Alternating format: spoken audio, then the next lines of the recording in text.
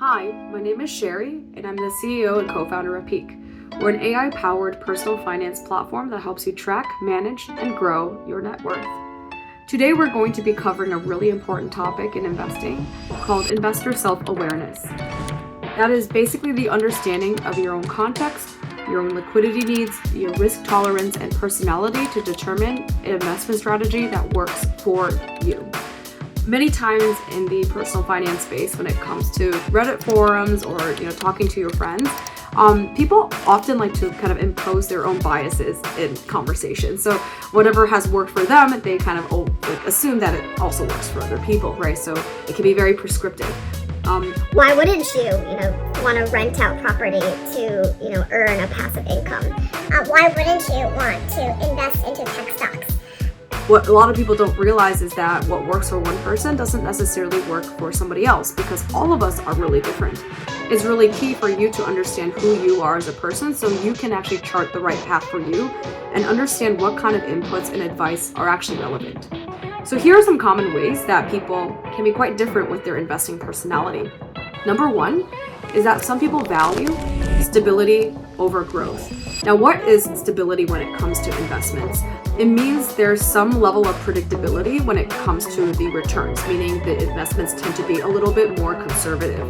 Now, this could be relevant for people that, for instance, are depending more on passive income instead of just having, a full-time job where they're earning a salary and then investing into perhaps higher risk, higher growth assets. If people are looking for more passive income, more predictable income, more stable income, they may want to prefer things that yield dividends, like dividend-bearing stocks. They may also prefer things like real estate, where there's actually rental income that could be serving as passive income in that case.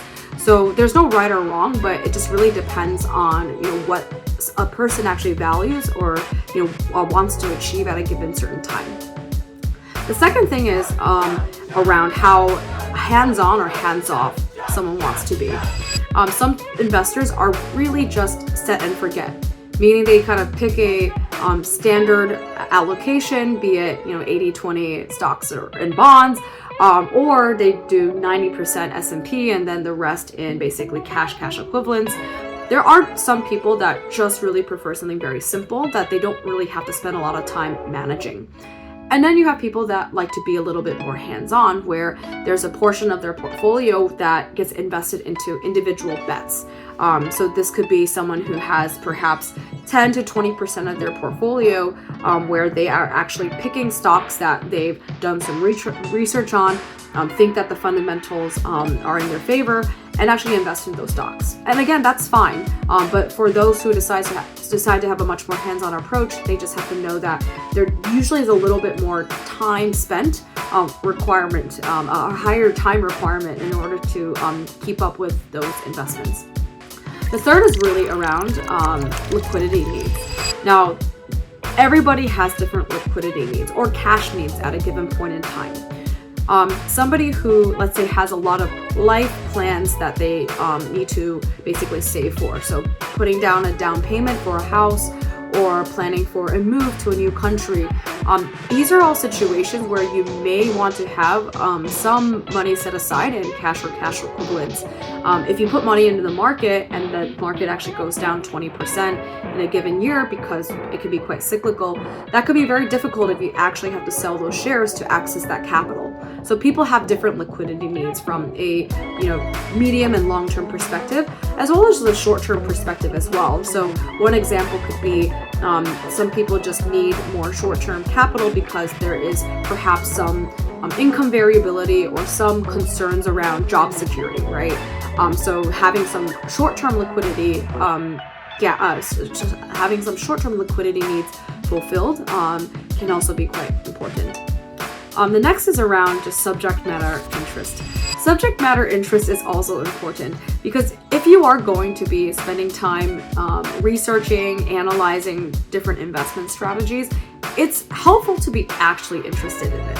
So I've met some people that just swear by real estate investing, and that's often because they're really interested in it. They like talking to people to find, a good opportunity to buy into property where there's a train station being constructed or there's a new school being constructed, and they have access to that information, and they love being able to take a house and renovate it and just make it kind of blossom into something completely new. It's tangible, and then they can sell it, right? So I think that that's very suitable for somebody who's really interested in the space. Similarly, I meet people that are very interested in startup space. They like investing into higher risk new ventures, and they like to meet founders as well through doing things like angel investing. So because they have this interest, it makes them much more motivated to actually learn about that investment vehicle.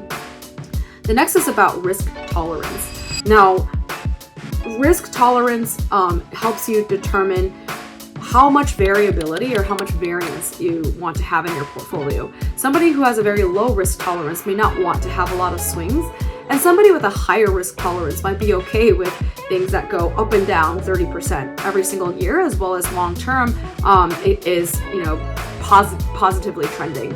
Now, this is a question that you have to just ask yourself really honestly. If you were to face a drawdown in the market of, let's say, more than 20%, do you feel like you're the type of person that will kind of stay calm and not sell at that moment to kind of ride through the bottom of the market? Or do you feel like you're somebody who might panic and sell? And it's really important to be honest with yourself to figure out how you would actually act in that situation. And if you are somebody who really just does not like to stomach the risk, then make sure that you do not put too much of your portfolio into assets that actually could have big swings.